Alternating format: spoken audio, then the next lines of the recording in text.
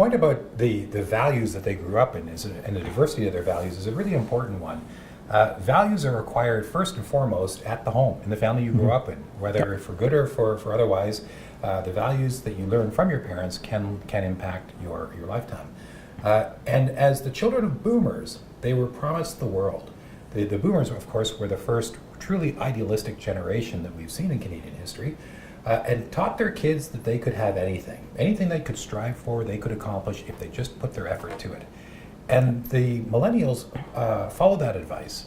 They worked hard. They've got the highest level of post-secondary education in history. They were diligent, but they took on student debt only to graduate into an era of a very weak economy. So in the way we look at it, they were promised the world and had the gold medal snatched away from them at the finish line.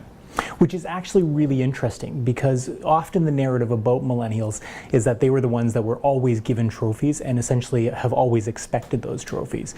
But even if it's the case that they expected that, they didn't necessarily receive it by the time they were ready to enter the job market. And they are now ready to enter the job market. The very youngest of them are at that point, while the oldest have been in there for a long time, are now nearing their 40s, and in many cases are actually in management level positions or looking towards more management or senior level positions in their careers. It's quite the irony. Only a few years ago, there were all kinds of books and articles about how do you manage millennials. Mm-hmm. Well, now millennials are the managers. Yep, absolutely. And they're changing the business and changing the financial services industry at the same time.